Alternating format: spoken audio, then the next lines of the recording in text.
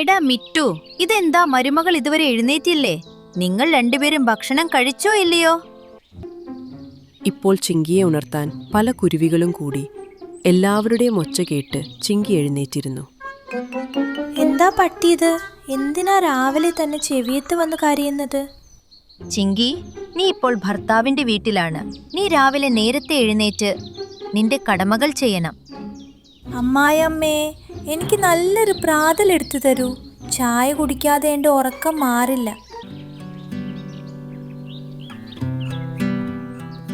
ഒരു കാട്ടിൽ ചിങ്കി എന്ന കുരുവി അവളുടെ അച്ഛനമ്മമാർക്കൊപ്പം താമസിച്ചിരുന്നു. ചിങ്കിമോളെ, ഭക്ഷണം കഴിക്കാൻ സമയമായി. നീ എങ്ങോട്ടാണ് ഈ പോകുന്നത്? അമ്മേ, ഞാൻ എൻ്റെ കൂട്ടുകാരുടെ കൂടെ കുറച്ചു നേരം നടക്കാൻ പോവുകയാണ്. വേണ്ട, എങ്ങോട്ടും പോകേണ്ട ആവശ്യമില്ല. വാ, വന്ന് ഭക്ഷണം കഴിക്കാം. അല്ല, അവളൊരു കുട്ടിയല്ലേ, നീ എന്തിനാ അവളെ തടയുന്നത്? ഇതാണ് എൻ്റെ അച്ഛൻ. എന്നാൽ ഞാൻ പോകട്ടെ. ഇതും പറഞ്ഞ് ചിങ്കി ഫുർ എന്ന് പറന്നുപോയി. നിങ്ങളുടെ ഈ സ്നേഹം അവളെ വല്ലാതെ വഷളാക്കിയിരിക്കുന്നു. ഒരു ജോലിയും ചെയ്യില്ല, കറങ്ങി നടക്കാൻ എപ്പോഴും തയ്യാർ. അല്ല, അതൊക്കെ പ്രായമാകുമ്പോൾ അവൾ പഠിച്ചോളും, നീ പേടിക്കാതെ. പതിയെ സമയം കടന്നുപോയി. ഇപ്പോൾ ചിങ്കിക്ക് പ്രായമായി. പക്ഷേ അവളുടെ സ്വഭാവത്തിന് ഒരു മാറ്റവുമില്ലായിരുന്നു. അവളുടെ അമ്മ അച്ഛനോട് സംസാരിച്ച് മിറ്റു എന്ന പേരുള്ള ഒരു തത്തയുമായി അവളുടെ വിവാഹം നടത്തി. ചിങ്കി സ്വന്തം വീട് വിട്ട് ഭർത്താവിന്റെ വീട്ടിലേക്ക് വന്നു.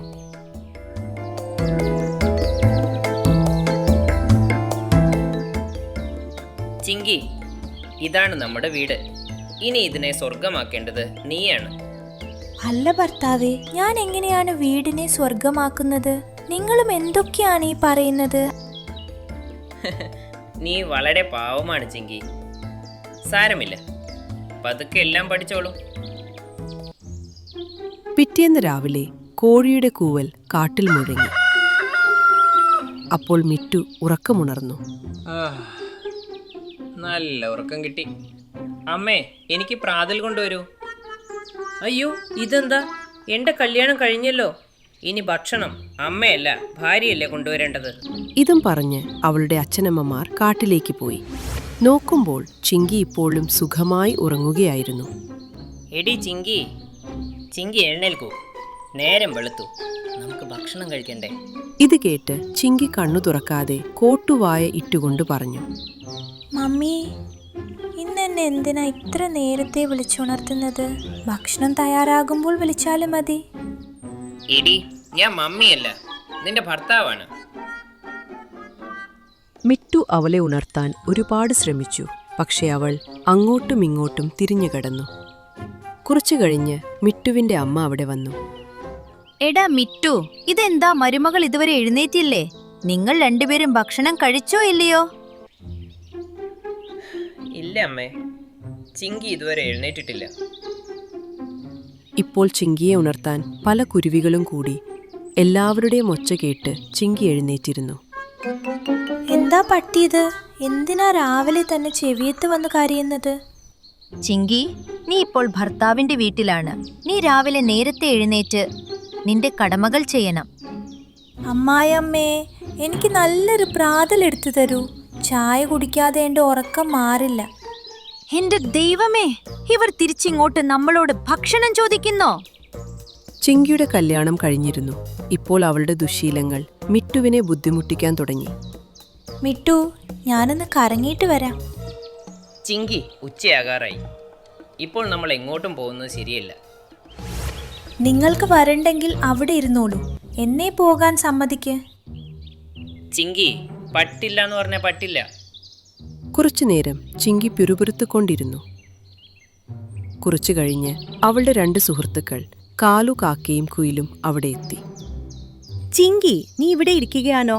ഞങ്ങൾ നിന്നെ വിളിക്കാൻ നിന്റെ വീട്ടിൽ പോയിരുന്നു. അല്ല, എൻ്റെ കല്യാണം കഴിഞ്ഞല്ലോ. അതുകൊണ്ടിപ്പോൾ ഞാൻ ഇവിടെയാണ് താമസം. നല്ല കാര്യം. ഗൂഗിൾ ബെറി കഴിക്കാൻ ഞങ്ങളുടെ കൂടെ വരുന്നുണ്ടോ? ചിങ്കി വേണ്ട, നിനക്കങ്ങനെ പോകാൻ പറ്റില്ല. വരുന്നു. ഇദ്ദേഹം എപ്പോഴും ഇങ്ങനെ ഓരോന്ന് പറഞ്ഞുകൊണ്ടിരിക്കും. മിട്ടു പറയുന്നത് കേൾക്കാതെ ചിങ്കിക കൂട്ടുകാർക്കൊപ്പം അവിടെ നിന്നും പോയി. മണിക്കൂറുകൾ കടന്നുപോയി. സന്ധ്യയായിട്ടും ചിങ്കി തിരിച്ചു വന്നില്ല. മിട്ടുവിന് അവളെക്കുറിച്ച് വലിയ വിഷമമായി. മിട്ടുവിന്റെ അമ്മ അവർക്ക് ഭക്ഷണം കൊണ്ടുവന്നു. ഇതാ മിട്ടുമോനെ, നീയും മരുമകളും ഭക്ഷണം കഴിക്കേ. അമ്മേ, ചിങ്കി ഇതുവരെ വന്നില്ല. വന്നില്ലേ? പക്ഷെ അവൾ എവിടെ പോയി? അവരുടെ കൂട്ടുകാർ വന്നിരുന്നു. അവരുടെ കൂടെ കറങ്ങാൻ പോയതാണ്. അല്ല, കല്യാണം കഴിഞ്ഞിട്ട് ആരാണ് കൂട്ടുകാരുടെ കൂടെ കറങ്ങാൻ പോകുന്നത്? അപ്പോഴേക്കും ചിങ്കിയും അവിടെ എത്തി. വാ, കല്യാണത്തിന് ശേഷം ആദ്യമായാണ് ഇങ്ങനെ കറങ്ങാൻ പോയത്. ഇന്ന് നല്ല രസമായിരുന്നു. വരൂ ചിങ്കി, ഭക്ഷണം കഴിക്കാം. ഞാൻ നീ വരാൻ കാത്തിരിക്കുകയായിരുന്നു. മിട്ടു, നിങ്ങൾ കഴിച്ചോളൂ. ഞാൻ പുറത്തു നിന്ന് കൂട്ടുകാരുടെ കൂടെ വയറു നിറയെ ഗൂഗിൾ ബെറി കഴിച്ചു. പക്ഷേ ഗുഡ് നൈറ്റ്. ചിങ്കി വേഗം ഉറങ്ങി. മിറ്റുവും അമ്മയും അവളെ നോക്കി നിന്നു. ചിങ്കി ദിവസവും കൂട്ടുകാരുടെ കൂടെ കറങ്ങാൻ പോകും. രാത്രിയാകുമ്പോൾ തിരിച്ചുവരും. മിട്ടുവിനു വലിയ വിഷമമായി. ഒരു വൈകുന്നേരം അവൻ അവളെ ഉപദേശിക്കാൻ ശ്രമിച്ചു. ചിങ്കി, ഇപ്പോൾ നീ എൻ്റെ ഭാര്യയാണ്. നിനക്ക് നല്ലതും ചീത്തയും എനിക്ക് തീരുമാനിക്കാം. നിന്റെ സുഹൃത്തുക്കൾ നമ്മൾക്കിടയിൽ അകലമുണ്ടാക്കുകയാണ്. അവർ നിന്റെ യഥാർത്ഥ സുഹൃത്തുക്കളാണെന്ന് എനിക്ക് തോന്നുന്നില്ല. അവർ നിന്നെ ഉത്തരവാദിത്തമില്ലാത്തവളാക്കുന്നു. യഥാർത്ഥ സുഹൃത്തുക്കൾ ശരിയായ വഴിയാണ് കാണിച്ചു തരിക. നിന്നെ പറഞ്ഞു മനസ്സിലാക്കാൻ. ചിങ്കി ഉറങ്ങിയെന്ന് കണ്ടപ്പോൾ മിട്ടുവിന്റെ വാക്കുകൾ പാതി വഴിയിൽ നിലച്ചു. ദിവസം കഴിയുന്തോറും ചിങ്കിയുടെ വികൃതികൾ കൂടിക്കൂടി വന്നു. മിട്ടുവും അമ്മയും അവരുടെ മുന്നിൽ നിസ്സഹായരായി. ഒരു ദിവസം കുയിൽ ചിങ്കിയോട് പറഞ്ഞു, ചിങ്കി, എനിക്കൊരു സ്ഥലം അറിയാം. അവിടെ ഗൂഗിൾ ബെറിയുടെ ഒരു തോട്ടം തന്നെയുണ്ട്. നമുക്ക് അവിടെ പോയി ഇഷ്ടം പോലെ കഴിക്കാം. ആഹാ, അത് കൊള്ളാമല്ലോ. എന്നെ ഇപ്പോ തന്നെ അവിടെ കൊണ്ടുപോകൂ. ഇല്ല ചിങ്കി, ഇപ്പോൾ പോകാൻ സമയമില്ല. അത് വളരെ ദൂരെയാണ്. നമ്മൾ അതിരാവിലെ പുറപ്പെടും. വൈകുന്നേരത്തോടെ അവിടെ എത്തും. പിന്നെ അവിടെ അടിച്ചു പൊളിക്കാം. ഓ ശരി, പക്ഷേ അവിടെ എത്തുമ്പോൾ രാത്രിയാകില്ലേ? പിന്നെ നമ്മൾ എപ്പോഴാണ് തിരിച്ചു വരിക? നമുക്കൊരു കാര്യം ചെയ്യാം. ഒരു രാത്രി അവിടെ തങ്ങാം. എന്നിട്ട് മറ്റന്നാൾ തിരിച്ചു വരാം. ഭർത്താവിനെ എങ്ങനെ പറഞ്ഞു സമ്മതിപ്പിക്കണമെന്ന് നീ നോക്കിക്കോ.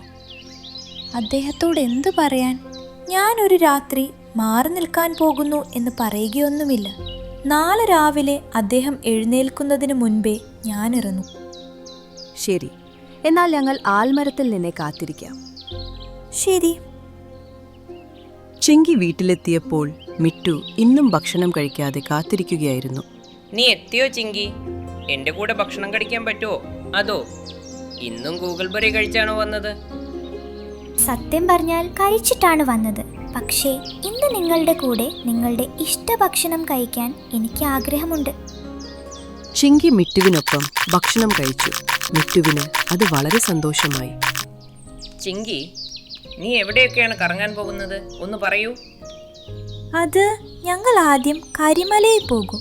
അതിനുശേഷം ഇന്നാദ്യമായി മിട്ടുവും ചിങ്കിയും തമ്മിൽ കുറച്ച് സംസാരിച്ചു. അത് മിട്ടുവിന് വളരെ ഇഷ്ടമായി.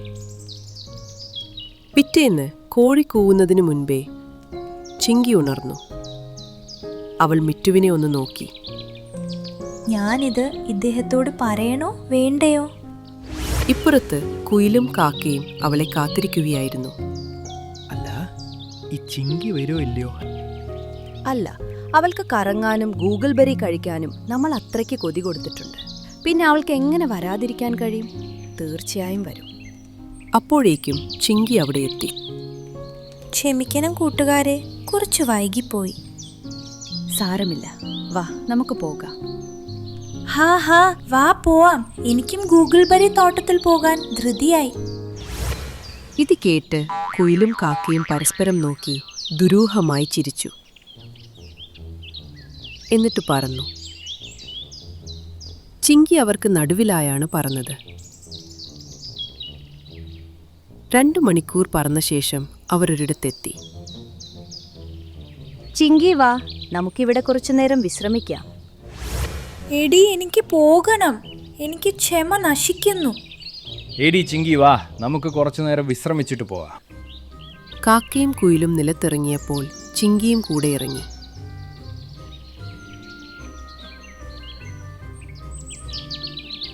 പെട്ടെന്ന് ഒരു പരുന്ത് അവിടെ എത്തി. ഓടിക്കോ കൂട്ടുകാരെ, ഈ പരുന്ത് നമ്മളെ കൊല്ലും. ചിങ്കി പേടിച്ചു പോയി. പക്ഷേ കുയിലും കാക്കയും ഉറക്കെ ചിരിച്ചു. ഞങ്ങൾ നിന്റെ കൂട്ടുകാരാണെന്നും ഈ പരുന്ത് നമ്മളെ കൊല്ലുമെന്നും നിനക്ക് തോന്നുന്നുണ്ടോ? ഇല്ല ചിങ്കി, ഈ പരുന്ത് ഞങ്ങളുടെ കാട്ടിലെ രാജാവാണ്. ഞങ്ങൾ നിന്നെ മനഃപൂർവ്വം ഇവിടെ എത്തിച്ചതാണ്. നിന്നെ കൂട്ടുകാരിയാക്കിയതും ഗൂഗിൾ ബെറി ശീലിപ്പിച്ചതുമെല്ലാം രാജാവ് പറഞ്ഞിട്ടാണ്. ചിങ്കി ഞെട്ടിപ്പോയി. താൻ കേൾക്കുന്നത് വിശ്വസിക്കാൻ അവൾക്ക് കഴിഞ്ഞില്ല. എൻ്റെ കുടുംബത്തെക്കാളും ഭർത്താവിനേക്കാളും ഞാൻ നിങ്ങൾക്ക് വില നൽകി, നല്ല സുഹൃത്തുക്കളായി കണ്ടു. എന്നിട്ട് എന്നെ കൊല്ലാൻ കൊണ്ടുവന്നിരിക്കുകയാണോ? അതെ, കാരണം നീ ഒരു നീലക്കുരുവിയാണ്. നിന്നെ വേട്ടയാടിയാൽ എൻ്റെ ശക്തി 3 ഇരട്ടിയാകുമെന്ന് ജ്യോത്സ്യൻ പറഞ്ഞിട്ടുണ്ട്. ഇനി എൻ്റെ ഇരയാകാൻ തയ്യാറായിക്കോ. ഇത് കേട്ട് ചിങ്കി ആകെ പേടിച്ചുപോയി. അവൾക്ക് ഭർത്താവ് പറഞ്ഞത് ഓർമ്മ വന്നു. എൻ്റെ ഭർത്താവ് പറഞ്ഞത് ശരിയായിരുന്നു. ശരിയായ വഴി കാണിച്ചു തരുന്നവരാണ് യഥാർത്ഥ സുഹൃത്തുക്കൾ. നിങ്ങൾ ആദ്യം എന്നെ എൻ്റെ മാതാപിതാക്കൾക്കെതിരാക്കി, പിന്നെ ഭർത്താവിനെതിരാക്കി. അതെല്ലാം ഒരു ഗൂഢാലോചനയായിരുന്നു. ഇനി അതൊക്കെ പറഞ്ഞിട്ട് കാര്യമില്ല ചിങ്കി, എല്ലാം അവസാനിക്കാൻ പോവുകയാണ്. പരുന്ത് ചിങ്കിക്ക് അടുത്തേക്ക് വന്നു. അവൾ കണ്ണുകൾ അടച്ചു. അവളുടെ ശരീരം വിറയ്ക്കാനും രക്തം മരവിക്കാനും തുടങ്ങി. അപ്പോൾ ചിങ്കി, മിട്ടു ചിങ്കിക്ക് മുന്നിൽ വന്നു നിന്നു. അല്ല, നീ എവിടുന്ന് വന്നു? പെട്ടെന്ന് 3 കഴുകന്മാരും 3 മൂങ്ങകളും പരുന്തിനെ ആക്രമിച്ചു. അവരെല്ലാം പരുന്തിന്റെ പിന്നാലെ കൂടി. പരുന്ത് അവിടെ നിന്ന് ഓടിപ്പോയി. മിറ്റു, നിങ്ങളോ? ചിങ്കി മിട്ടുവിനെ കെട്ടിപ്പിടിച്ചു. കുയിലും കാക്കയും അവിടെ നിന്ന് ഓടിപ്പോയി. നിങ്ങളില്ലായിരുന്നെങ്കിൽ ഇന്ന് എൻ്റെ ജീവൻ ബാക്കിയുണ്ടാക്കില്ലായിരുന്നു. നീ എങ്ങനെ അങ്ങനെ ചിന്തിച്ചു ചിങ്കി? ഞാൻ നിന്റെ ഭർത്താവാണ്. ഞാൻ ജീവിച്ചിരിക്കുമ്പോൾ നിനക്കൊന്നും സംഭവിക്കാൻ സമ്മതിക്കില്ല. താൻ ഇതുവരെ ചെയ്തതെല്ലാം തെറ്റായിരുന്നു എന്ന് ചിങ്കിക്ക് മനസ്സിലായി. അവൾ മിട്ടുവിനൊപ്പം വീട്ടിൽ തിരിച്ചെത്തി. ചിങ്കി അവളുടെ സമയം മുഴുവൻ മിട്ടുവിനായി നൽകാൻ തുടങ്ങി. അവരൊരുമിച്ച് ഭക്ഷണം കഴിച്ചു, ഒരുമിച്ച് നടക്കാൻ പോയി. അവളൊരു നല്ല ഭാര്യയാകാൻ പഠിച്ചു കഴിഞ്ഞിരുന്നു.